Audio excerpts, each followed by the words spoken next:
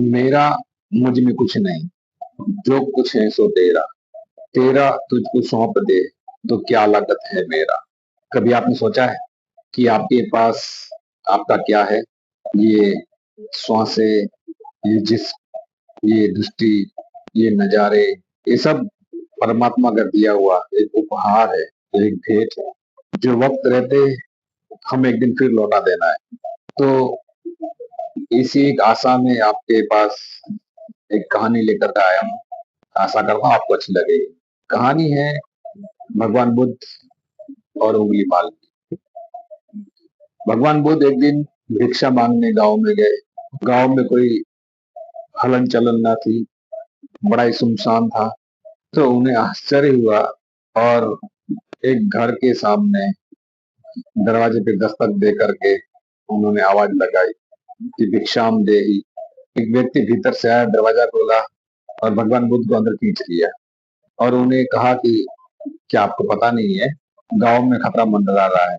राक्षस उंगली माल 999 व्यक्तियों को मार चुका है। उसे मात्र एक व्यक्ति की जरूरत है। वो चाहता है कि 1000 व्यक्ति मारते तो उसे कोई सिद्धि प्राप्त होगी। इसीलिए आज पूरा गांव सुनसान है। राजा के सैनिक उसे पकड़ने गए हुए हैं और पूरे गांव में भय का माहौल है। तब बुद्ध मुस्कुराए और उन्होंने कहा कि फिर तो मुझे अवश्य जाना चाहिए उंगली माल के पास, क्योंकि उसे एक व्यक्ति की प्रतीक्षा है। वो एक व्यक्ति के इंतजार में है। मेरे जाने से उसकी प्रतीक्षा पूरी हो सकती है, तो मुझे जाना ही चाहिए।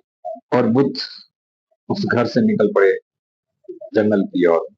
जंगल में एक व्यक्ति के इंतजार में उंगली माल अपने हाथ में तलवार लिए बैठा था। यूं तो बुद्ध अपनी धीमी चाल, उनकी पग ध्वनि, पगों की आहट बहुत धीमी थी, फिर भी वो आवाज सुनाई दी और उंगली मल खड़ा हो गया। बुद्ध को आते देखा और जोर से दहाड़ा, चीखा चिल्लाया कि है सन्यासी, वहीं रुक जा, मैं तुझ मासूम को मारना नहीं चाहता, लौट जा फिर। हालांकि मुझे एक व्यक्ति की उंगलियां चाहिए और मैं किसी सन्यासी के ऊपर हमला नहीं करना चाहता, तू लौट जा। बुद्ध ने उसकी बातों को अनसुना कर दिया और उंगली माल की तरफ आगे बढ़ते रहे। उंगली माल ने फिर चेताया कि सन्यासी, तुझे अपनी जिंदगी से प्यार नहीं है, तू रुक क्यों नहीं जाता? ठहर जा, मेरी बात मान, लौट जा फिर। बुद्ध कुछ पल के लिए रुके और उंगली माल की तरफ देखा और मुस्कुराए और उंगली माल को कहा कि मैं तो कोई 40 वर्ष पहले रुक गया हूँ, चल तो तू रहा है, तू ठहर जा। उंगली माल को ये बातें बड़ी आश्चर्यजनक लगी। दरअसल हमको भी ऐसी बातें जो है ना आश्चर्यजनक लगती है। हम कहते हैं कि सीधा सीधा जवाब दो, जो मैंने पूछा है वही जवाब दो। परंतु ये साधुओं की भाषा जो होती है ना, ये उलट बासी होती है, नहीं समझ में आती हमको। तो उंगली माल को भी समझ में ना आई। उसने कहा कि सन्यासी तू चल के आ रहा है, मैं तुझे रुकने को कह रहा हूँ और मैं तो ठहरा ही हुआ हूँ, तू मुझे ठहरना क्यों कह रहा है? तब फिर मुस्कुराए और उंगली माल को कहा कि जो तू मेरे शरीर को चलता हुआ देख करके रुक जाने को कह रहा है, रुक जाना वो नहीं है, अपने भीतर देख। मैं पिछले 40 साल से ठहरा हुआ हूँ एक ही स्थान पर, तो जरा अपने भीतर झांक। तुझे अब सिद्धि हासिल करनी है, उंगलियों की माला पहननी है, तेरे भीतर झांक, वहां कोई ठहरा हुआ है कि सब चल रहा है?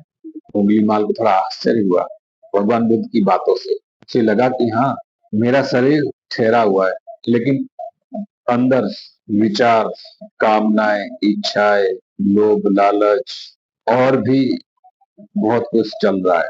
तो बुद्ध ने उंगली माल को ठहरने की कहा और जब उंगली माल को बात समझ में आई अपने भीतर ठहर जाने की, तो उसके हाथ से तलवार गिर गई और वो बुद्ध के चरणों में जा बैठा। वो उंगली माल था जो भगवान बुद्ध के चरणों में जा पहुंचा, भगवान बुद्ध के चरणों में अपना सिर रख दिया, अपना अहंकार रख दिया। लेकिन ये लोग हमारे आसपास के, ये चलते ही जा रहे हैं, चलते ही जा रहे हैं, चलते ही जा रहे हैं। उन्हें किसी को कहो रुकने के लिए तो रुक जाएंगे, लेकिन अंदर अंदर कचरा चलता रहेगा, तेरा मेरा यही कचरा है। अंदर से रुक जाना ही असली रुक जाना है। ये जो कहानी है ना, ये कहानी हमको सिखाती है कि संसार में जो कुछ भी हो रहा है वो प्रकृति कर रही है। सब प्रकृति का दिया हुआ है और वही प्रकृति कर रही है। हमारा उसमें मैं का होना, अपना कर्ता भाव, जब भी मुझे लगता है ना कि मैं कर रहा हूँ, वो कर्म लागू हो जाता है। कर्ता भाव को छोड़ देना, कर्म रहित हो जाना, कर्म से मुक्त हो जाना, अपने कर्ता भाव को छोड़ देना, ठहर जाना। करना सब कुछ है, संसार में रहना है, गृहस्थी चलानी है, समाज के बीच रहना है, बीवी बच्चों के साथ रहना है, लालन पालन करना है, लाड प्यार करना है, सब करना है, परंतु ठहर जाना।